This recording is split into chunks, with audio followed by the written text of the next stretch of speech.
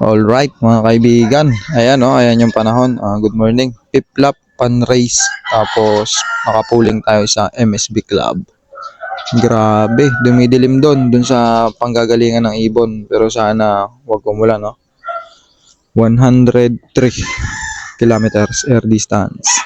Shoutout nga pala sa Tumaya, dun sa ibon natin na isa kay Romano, kay Simon Romano, John Harold Kaaway, kay Kuya Atan Plarisan, tapos kay Kuya Ulysses. Mga bigatin yung tumaya sa ibon natin mga kaibigan. Mga matutulin din ang ibon ng mga yun.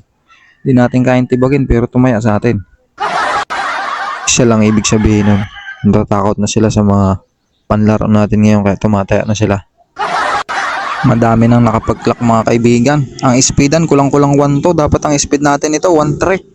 Baka hindi tayo masyadong makapag-video sa pagdating ng ibon kasi 3 yung ika-clock natin. 2 pooling sa MSB tapos yung isang entry natin sa Alab. Hanip na pahiya tayo sa mga tropa natin na tumaya. Ito mga kaibigan, bad trip. Si Bautista pa dumating. Yan. Hanip na yan, scammer talaga. Ito. Aroy, sabay-sabay. Hanip na yan. 3. I-clock ko muna sila mga kaibigan i-clock ko muna.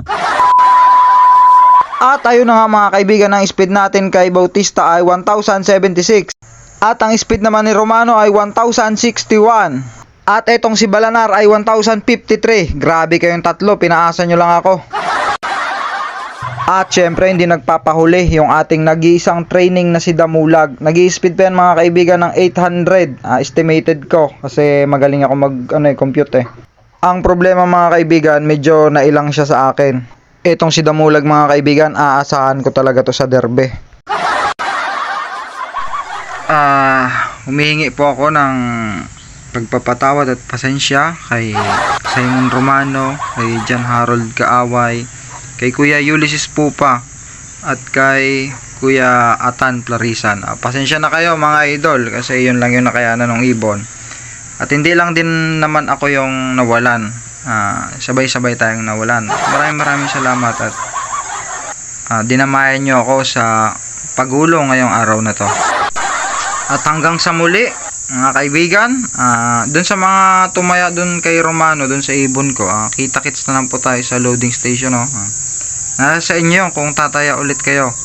Pero sa akin lang, bilang isang magaling na pansier, magaling lang magsalita, ay itigil na natin to. Huwag na tayong tumaya kasi mapapahamak lang. Hoy.